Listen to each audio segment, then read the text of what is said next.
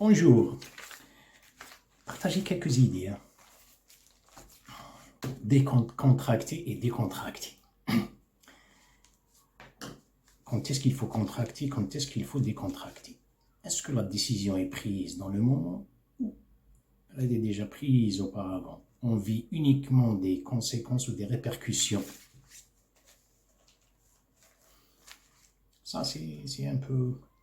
D'ailleurs, la bonne santé, l'harmonie, c'est identifier ce milieu et savoir quand est-ce qu'il faut contracter et quand est-ce qu'il faut décontracter. C'est pas donné à tout le monde, on est tous vulnérables de vivre, de se pencher vers un côté. Si on se penche vers un côté, on est tout d'un coup, on se trouve vers l'extrémité de l'autre côté. C'est la même chose avec la joie.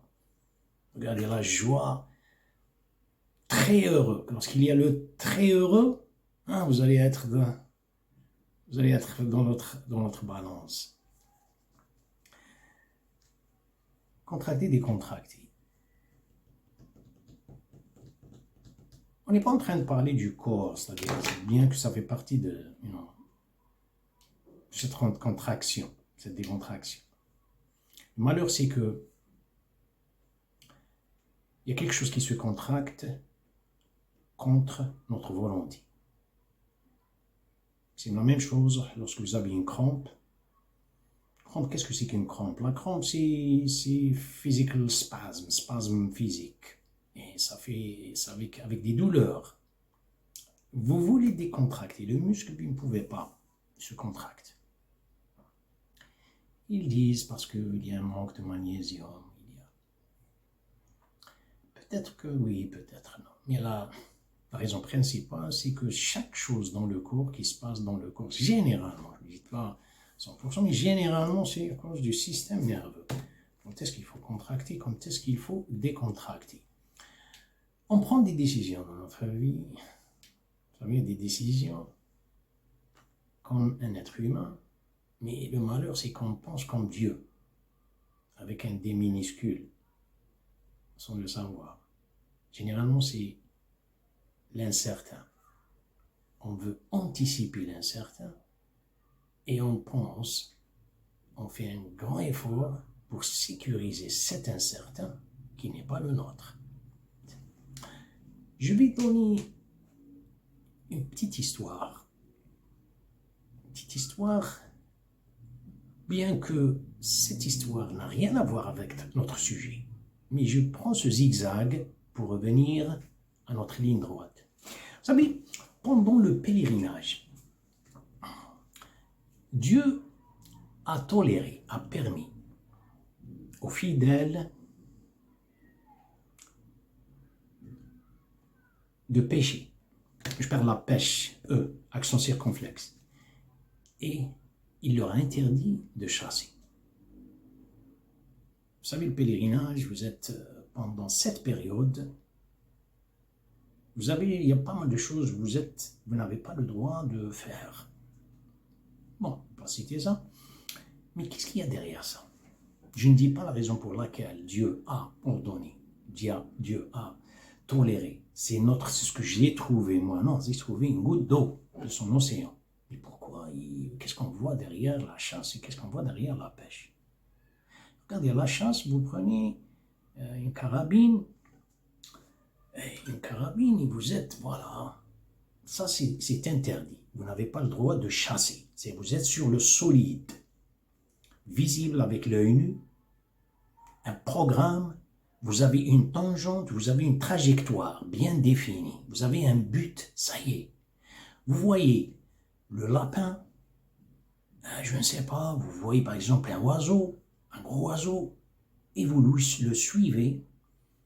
Vous suivez ça et vous tirez, vous l'avez raté, ensuite vous avez rechargé, vous allez recharger votre carabine et ensuite, des fois toute la journée, il n'y a rien.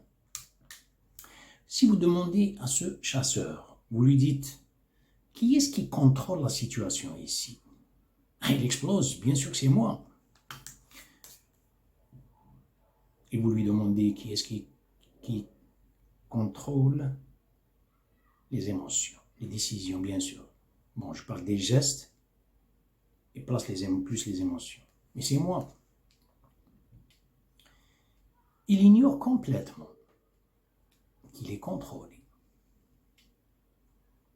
par le transit, par les gestes de l'animal. C'est l'animal qui le contrôle. C'est bizarre. C'est lui qui le contrôle. Et il contrôle les sentiments. Il est contrôlé, regardez.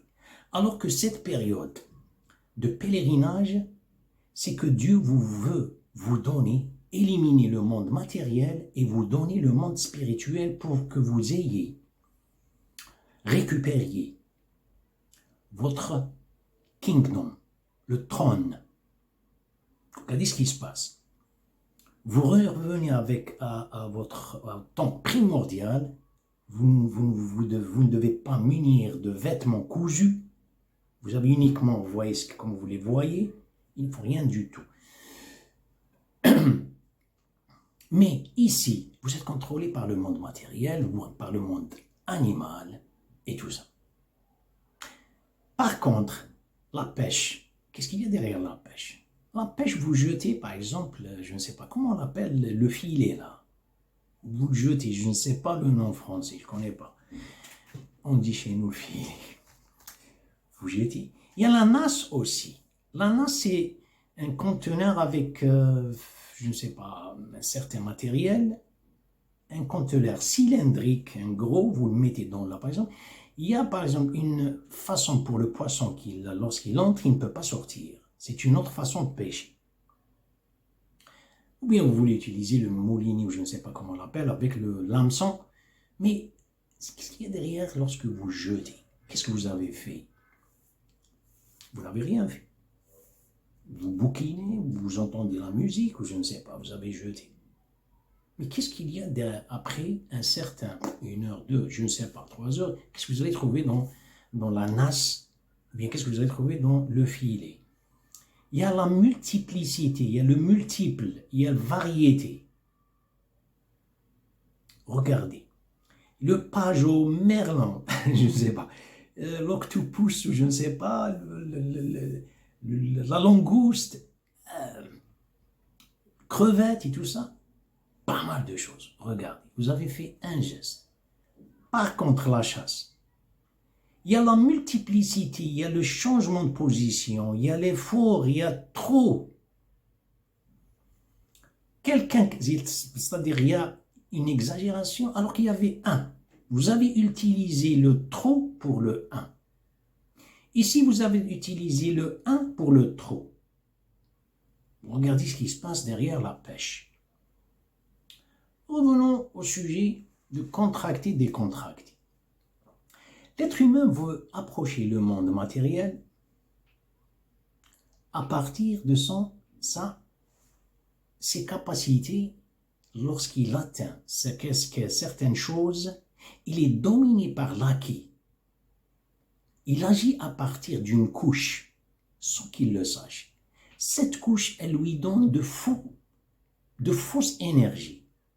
De fausses énergies, c'est l'imbu de sa personne. Le monde de dehors objectif, il s'expose avec une complexité. Là, il y a la contraction du cerveau. Il y a le stress. Regardez le monde aujourd'hui, partout. Ils veulent programmer un futur. Ils ne disent pas, on ne sait pas pourquoi, faites quelque chose de bien, s'aimer quelque chose de bien et vous restez. Non, non, non, non, moi je veux s'aimer maintenant et je veux le voir.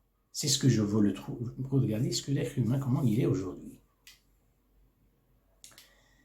Cet exemple, bien que l'exemple il est un peu, peut-être, hors sujet, mais ça donne une idée. Quand est-ce qu'on se contracte, quand est-ce qu'on se décontracte. Dans les nerfs, dans le système nerveux, CNS, Central Nervous System, on a des nerfs qu'on appelle sympathiques et parasympathiques. Autonomes. C'est des nerfs, une colonne qui cible la contraction des muscles et l'autre qui cible la décontraction des muscles. Regardez ce que Dieu nous a donné. Regardez les deux. Ça décontracte. Mais pourquoi? il y a un qui est plus que l'autre. Dans l'état normal, il y a une balance. Mais pourquoi les nerfs qui doivent cibler la contraction travaillent plus? C'est qu'il passe à cause de l'imbu de sa personne. Il veut toucher quelque chose qui n'est pas la sienne. S'il veut vivre, regardez ce qui se passe aujourd'hui. Par exemple, prenez l'exemple, c'est pas pour critiquer, mais c'est les statistiques. Je parle du monothéisme. Le taux de suicide dans le monde, chez les monothéistes, qui veut dire juifs, chrétiens, musulmans, vous le trouverez chez les juifs et les chrétiens. Les musulmans, avant une décennie, 2 décennies, il n'y a pas de mots statistiques. Essayez de chercher. Comment ils vivent? Ils vivent, Inch'Allah. Bien, bien qu'il exagère. C'est-à-dire, il s'habille avec le pyjama, je me dis un pyjama ou une pyjama, je ne sais pas. Avec le pyjama, et ça y est, laissez aller. Il exagère. Mais d'un côté, c'est qu'il le laisse. Il vide quelque chose avec présence d'esprit avec Dieu, s'ils sont sincères. Juif, non. Il veut contrôler.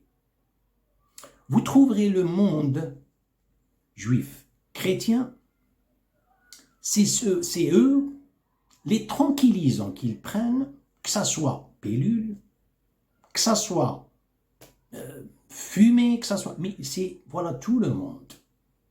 Et le taux de suicide, il est le plus élevé dans le monde. Pourquoi? Regardez comment ils vivent. Et pourquoi cela? Justement, la mécréance de religion qui vous fait ça. La mécréance de religion, c'est-à-dire, ce n'est pas la religion primordiale qui a été révélée à Moïse et à Jésus. Alayhim salam. Regardez ce qui se passe. Vous trouverez les nerfs. Je parle des nerfs sympathiques et parasympathiques. Je confonds entre les deux, mais vous trouverez chez le chrétien les nerfs qui ciblent la décontraction des muscles travaillent plus. Ils se décontractent tout le temps à cause de la doctrine ou bien le dogme ne t'en fais pas. C'est Jésus qui s'en charge. Il est notre sauveur, notre éternité. Je ne fais pas attention à mes péchés. Lui qui va les porter sur lui. Il est là pour me purifier. J'attends d'une rédemption. Regardez. Mais le malheur, qu'est-ce qui se passe? Vous allez dire, ils décontractent. Et ça y est, c'est bien, c'est très bien, ils sont décontractés. Non! Et la répercussion, c'est que les autres, les nerfs qui ciblent la contraction, travaillent plus qu'eux. Il y a une répercussion c'est-à-dire qui va les surprendre. Par contre, le juif, non. Il a la contraction c'est-à-dire les nerfs qui ciblent la contraction des muscles qui travaillent plus. Ça leur cause stress. Ça, c'est des statistiques. Écoutez, je veux dire, c'est pas écrit. Je parle des statistiques, des tranquillisants. C'est le monde qui prend les tranquillisants dans le monde. Ils veulent programmer tout. Regardez les pays aujourd'hui. Ils ne peuvent pas dormir. Ils ne peuvent pas rester tranquilles. Ils doivent gérer, comment les contrôler, comme ce qui est le cas du juif. Le juif, il vit sur une plateforme qu'il ignore. Il programme un monde. Mais il veille à ce que ce monde reste tout le temps sa plateforme, car il vit avec un vertige psychologique, économique et politique. Le chrétien est exécutant. La force du juif, elle est tout le temps. Elle est une force à cause de celui qui vit en dessous. Leur commande, c'est des exécutants qui vivent avec la doctrine de ne t'en fais pas. Chez Jésus qui s'en charge. Je suis allé un peu loin, c'est vrai. Mais contraction, décontraction, c'est que si l'être humain accepte, il est une créature l'image de Dieu, comme les chrétiens disent. Ils disent l'être humain, Adam, par exemple, c'est l'image de Dieu. Dans mon islam, on le dit. Ils disent خلق الله آدم على صورته ونفخت فيه من روحي. Regardez. Ce qui est vrai, mais ce qui échappe, la mentalité de l'être humain, que ça soit juif, chrétien, je ne sais qui échappe, il est exposé à ces noms divins, qu'il veut ou non. S'il accepte le nom divin, il vit l'harmonie de la vie. S'il ne l'accepte pas, car la transcendance des noms divins a un effet, leur effet, dans cette existence, c'est à lui d'avoir cette acceptance ou bien une nature prédisposée avec sa servitude. Les deux noms, regardez Al-Qabid ou Al-Basit. Al-Qabd, c'est, on dirait, contraction. Ou Al-Basit, c'est relaxation. Regardez, contraction, c'est tout. Mais l'être humain, lorsqu'il ne veut pas accepter les limites, vivre avec, par exemple, avec servitude, il va contracter là où il ne faut pas. Il va décontracter là où il ne faut pas. Merci pour le partage et que Dieu vous protège. À la prochaine.